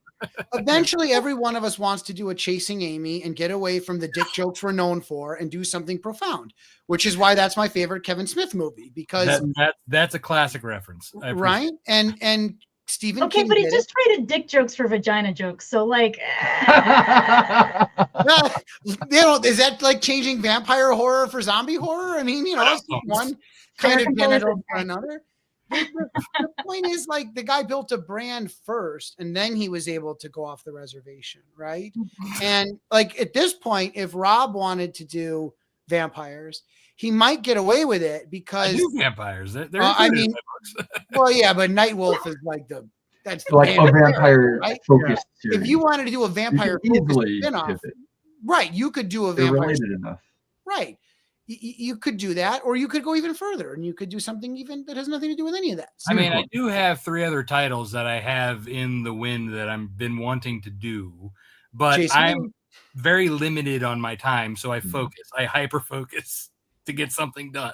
Now we're getting to my point, which is I think you building the brand first, and then you can go and do all the different kinds of genres you want to do. And Rob nailed it because he's actually, I don't know if he even knows what he's done, but there's a lot of if you want to build that brand and you want that brand to be you and not a genre, then you need to build like a cult around yourself. And Rob has built a cult. Come on, right? Lynsey, build a cult. If you guys read the 48 Laws of Power, L. Ron Hubbard did it. right, L. Ron Hubbard can do it. What's up, great for him. Oh boy. Oh, Yeah. But the thing is to counter what you're saying, Carmelo, is like, I mentioned a bunch of people who are popular today, right? Because these are individuals that we know today. I'm a little bit older, right? Sure. So, if I mention someone like Roger Zelazny, or if I mention someone like Isaac Asimov, right? And you can say Isaac Asimov is primarily known for science fiction, but he's also written a book in every, when we had to do a disciple system, he's written one book in every category of it. Did he really? Yes. That's pretty cool. I love Asimov. Yeah. So, I mean, so he's written varied things. He may not be as popular in some as some of the others. Same thing goes with Stephen King. You understand? But I think in the end, what we're looking for is people want to know, is Lynsey, myself, yourself, Rob, are we good writers? Are people willing to invest their time into our writing? Right. In the end. Right. Right. I mean, yeah, you can build a brand on saying, oh yeah, I'm doing horror primarily, but do you want to be pigeonholed? Because that's what happens, right? You're going to pigeonhole yourself, right? And you're going to be like, well, Arthur, artist XYZ is doing horror. Now they're doing a fantasy thing. I don't want to read fantasy from them. which brings a good point, because like you would think that 100% of my audience carries over from Nightwolf to Snowpaw. That is not. It's about 50-50. Yeah. Because one is modern horror, the other one's a little bit more fantasy, and it's time period piece. So that's the other thing, yes, werewolves tie that together, but they're really technically different genres. Right. Yeah. Right. And that's one of the things that I've found, like even in our list of Kickstarters, is that, one audience is never going to be the same as an audience for another thing. Even if you're sticking within the same, genre, or like I did a novella after I've been doing comics for a long time, and it did have a much smaller audience. I expected that. I understand that. But it is, I think the pigeonhole terrifies me. Because I honestly, the way that I got my name out there originally as a writer was writing reviews of porn movies. Literally, that's what I did. I fell into it sort of by accident. I needed a job. That was the first job that presented itself. So I started doing And then she became famous. I was like, this is actually like, I want to know more about this industry. This is interesting to me. So I started doing like journalism from sort of like a sociological perspective. Like, who are these people? I started interviewing people. I started going to conventions. I got known for writing about the porn industry, which is fascinating. Don't get me wrong. But you don't want. But after like 10 years of that, I was like, okay, I want to do something else now. And so I cut my teeth doing journalism, which has served me very well as a writer. I know how to cut paragraphs out without even worrying about it. But I'm not interested in that anymore. I did that. I'm interested in moving on to the next thing. And I do have a Not Safe for Work comic based on that work that I did. Tracy Queen. But I'm like, I want to do other stuff. And the idea of getting pigeonholed into only doing Not Safe for Work, sex-based stuff bores the absolute daylights out of me. And I don't want that to be my creative life moving forward. Right. So I think I want to be able to not necessarily do a full pivot every time that I try something different, but at the same time, I want to have the freedom to write about the things that are interesting me at that time without, doing the Stephen King and always being the horror guy. I do have some stuff to say, but I don't know if we've actually gotten past the question section. Are we? No, I'm just talking. Are we on to the? Are we still doing questions? Yeah. I think we had the one main question, and that was it. Yeah. Yeah, I think we could move on to. I think this one's JD successfully destroyed the format. Well done. Yeah, but this is kind of like something off of your question, so I feel like we've kind of we know what is the actual. Yeah. So I guess we'll just jump straight into our comments and answers. And kind of the play off of what JD was asking, whether you're marketing yourself or your brand or whatever, most of the time you are marketing Onishi Press, right?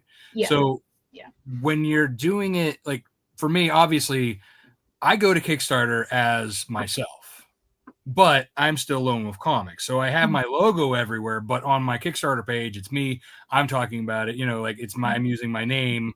Hey, I'm the creator and writer and the founder of, where I say I am Lone Wolf Comics, like Iron Man, right? So I'm basically like Iron Man and Tony Stark, but not as I am Iron Man, right? Well, exactly. That's so that half the time that's where I go, right? When I say that, I'm like I am Lone Wolf Comics, but I carry the brand recognition everywhere I go. I never am doing anything without this hat.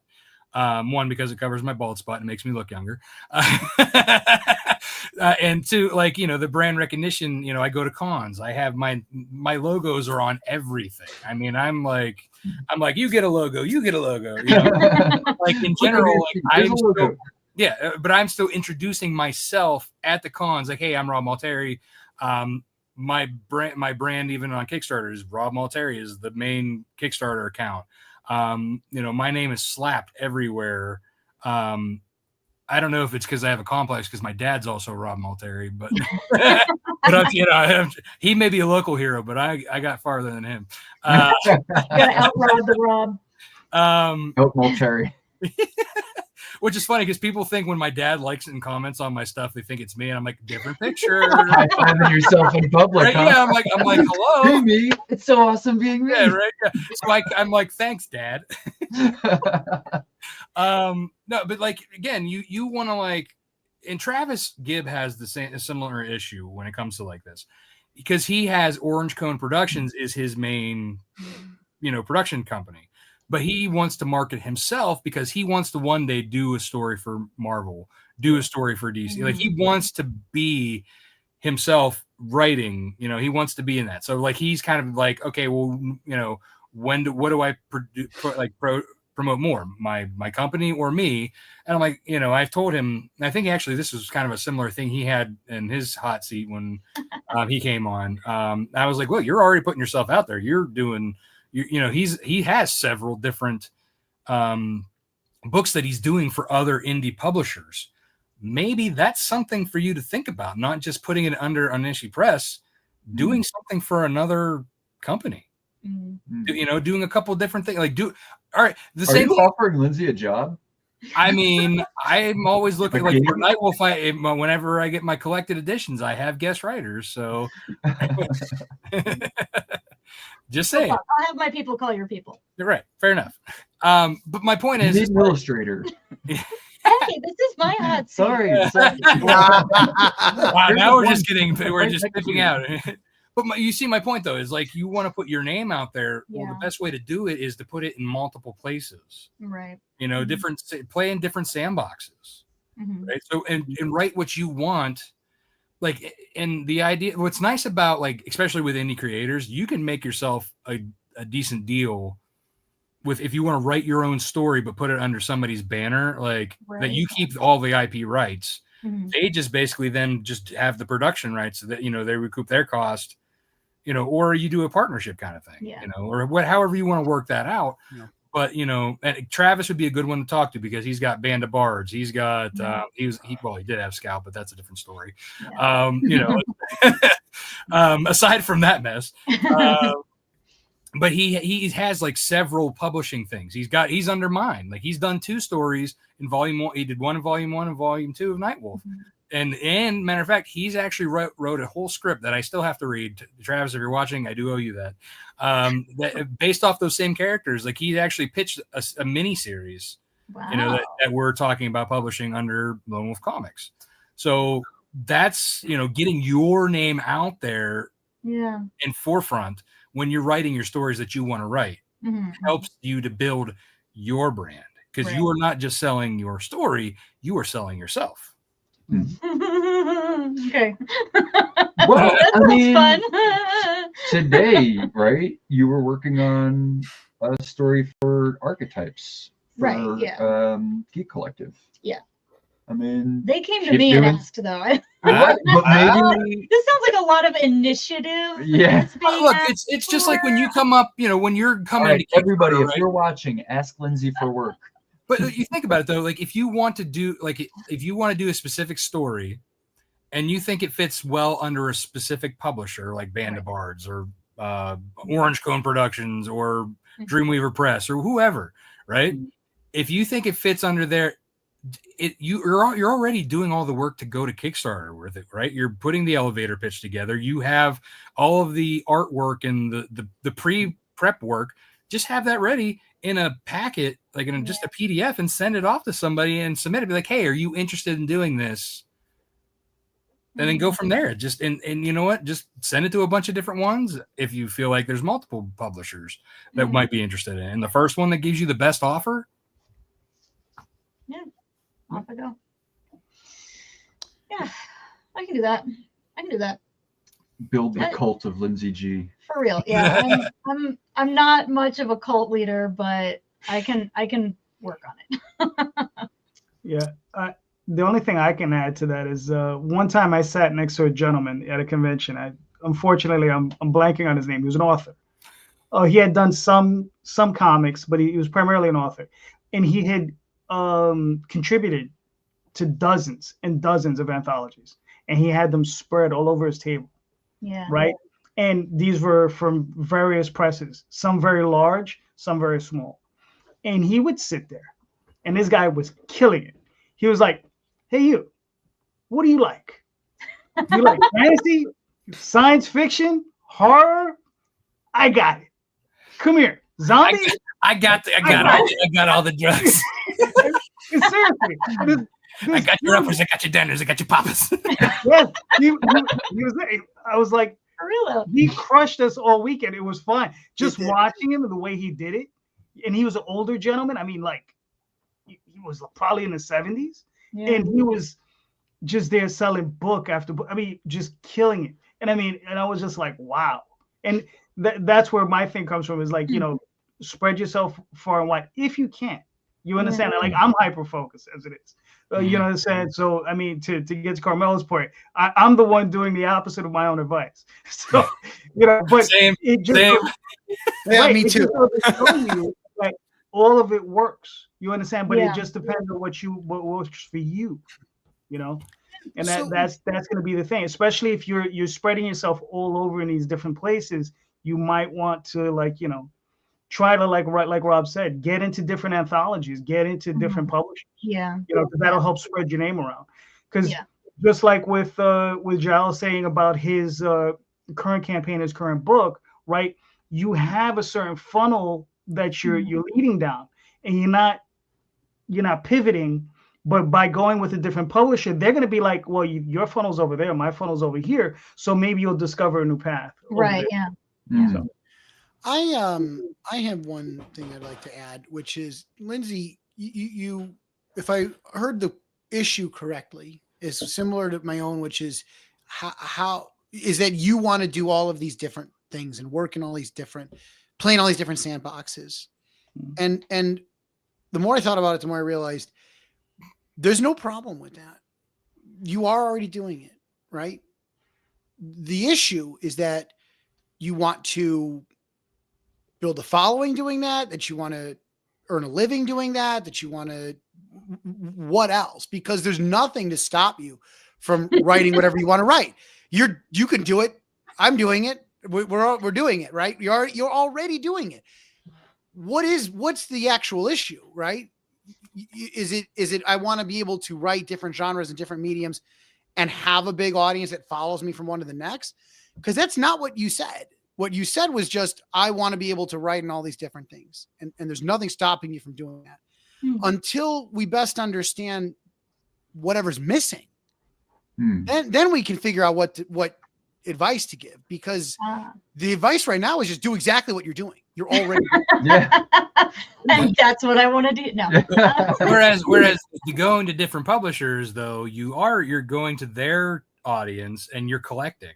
Right. If that's the goal, is I want to write in all these different genres and all these different mediums as I feel like it, as it pleases me, and have an audience that follows me from one to the next. Yeah. Now that's an issue. That's where like Rob's advice answers that question, right? Yeah. That just wasn't a little bit. and that just wasn't, and JD's advice answers that question. But that wasn't what we asked, right? That's not what you asked. Yeah, I was kind of vague about it. Honestly, I didn't have that pointed of a question. I kind of wanted to hear what people had to say about the idea of writing across genres. Yeah, and I'm not criticizing the question. What all I mean to say is there actually is no problem until we add that second component. What, like if there's a if right? Yeah. What else is there you want? Is it I want to make a living on just this? I want to quit the day job and just write. And okay, then that's a separate. Then we can talk about what that is. And that's like at least a 5-step plan. Well, right. So, and I'm not saying we could answer all of these different variations today, but my point is just that and this is why we have these masterminds, right? Is because refining the question is as important as getting to the answer. And sometimes refining the question gives you the question. Yeah. Right. I think actually that's kind of where I'm at. Yeah. Yeah. So that's what I would think about. And that's what I'm going to take away from this conversation, because I've learned from your question now. And I'm going to walk away and say to myself, what is it I want that I don't already have? Because I already wrote in different genres. So until you know the other thing that you want, then we can get to it. Yeah. That's very helpful. Thank you for pointing that out. Good. Thank you. I owed you for that nice thing you said to me. So sure. Full circle. Yeah, like some of it could almost be like an imagined problem. Like maybe starting with growing our newsletter audience better is really just the missing thing. And maybe it has nothing to do with the genres, like. Yeah, maybe not. And getting published in more places by other people, those two things alone could just give you more success at doing what you're already doing, That's beautifully said. Because if the question is, well, we want to make comics and make money doing it, you are among the more successful Kickstarter creators. You've done so many different campaigns and they've been funded and at levels that some creators will struggle to ever get to. You are successful in that area. Is the question, we want to make more money doing it. We want to raise more money per campaign. If that's the only problem, paid advertising, buy more traffic, right? Like there's answers for it, which I make it sound I'm oversimplifying, But my point is just if you want to learn more about the paid advertising, watch our last episode because we went in really detail about that. yeah. And if you want to learn more about the cat, he has his own Instagram. It's Chalathor the cat on Instagram.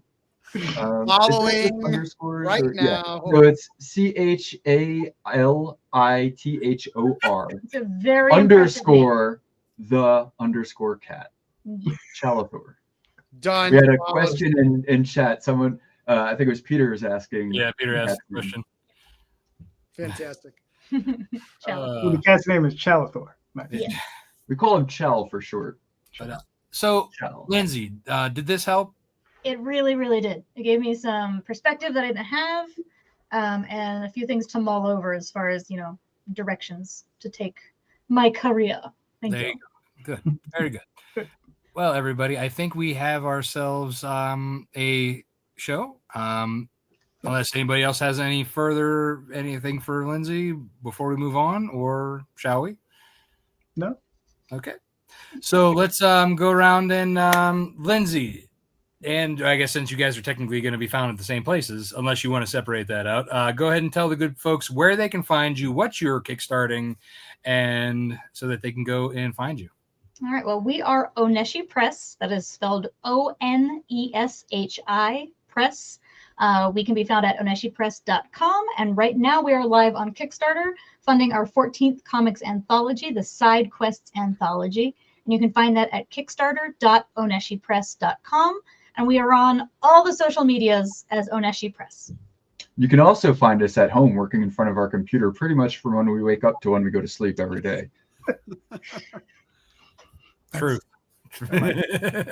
Or stopping to feed the cats. Carmelo, can you tell the good people where they can find you and what you're kickstarting, sir?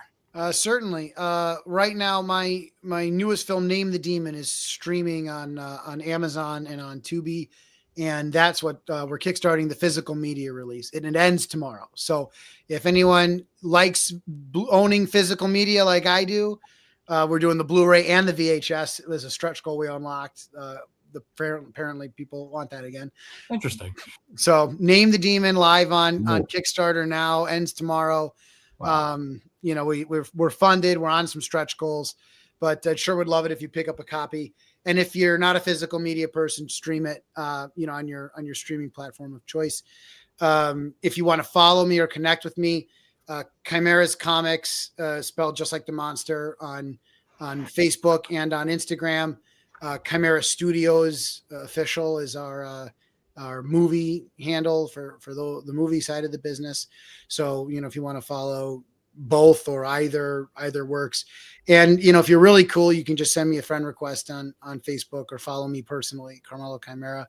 I'll accept it as long as you're not a total creep or trying to get me into an MLM scheme. So that would be great. Cool. Hold on, I just wanted to pull this up for Side Quest, just to show everybody off. So, of course, there you go. So yeah, yes, 9 days. 9 days. Go get it. And as a hint to anyone that's watching, there's bloopers at the end of the video. It's worth it. Short video. And we're dressed up as elves. Oh yeah, that's too. It's a good time. Oh, that's fun. Special effects, green screen, everything. All right, cool. Rob, why don't you let everybody know where they can find you and your work? Yeah, before I do, why don't I make the announcement that we'll be taking a short hiatus. Yes. So we do every other Tuesday. We are taking a hiatus for the holidays. We will be back at your regular scheduled program at Tuesday, January 14th at 9 p.m. With another great set of creators. You can find me, Rob Multari, at Lone Wolf Comics on Facebook, Twitter, Instagram, TikTok, whatever, Blue Sky, all the new ones, Hive, that have just recently cropped up. But you can find me personally at only Facebook, at Rob Multari, Facebook, Twitter, Instagram, because that's way too many for me to do. And yes, lonewolfcomics.com. You can find all my titles, my online shop, and you'll find me on Kickstarter again, probably winter of 25. All right, cool. My name is JD Calderon. You can find me on the OswaldChronicles.com, TallTalesOnline.com, on Kickstarter currently, Facebook, Instagram, all those different places. And just about every Sunday night here, hosting a similar but different panel than this, where we just talk about comics and the business of comics. So, and I just got to add one thing, please check out the show notes. All the links to all of these creators, they're in the show notes. Click on those links, buy those books. All of these creators here are doing fantastic, incredible books. Please go check them out. I mean, I can't even stress it enough. This is how we do this. This is how we make these books possible, is by your support, right? And just remember, buy more indie comics, especially ours. Have a good night, everyone. Thank you. All right, everybody. Fantastic.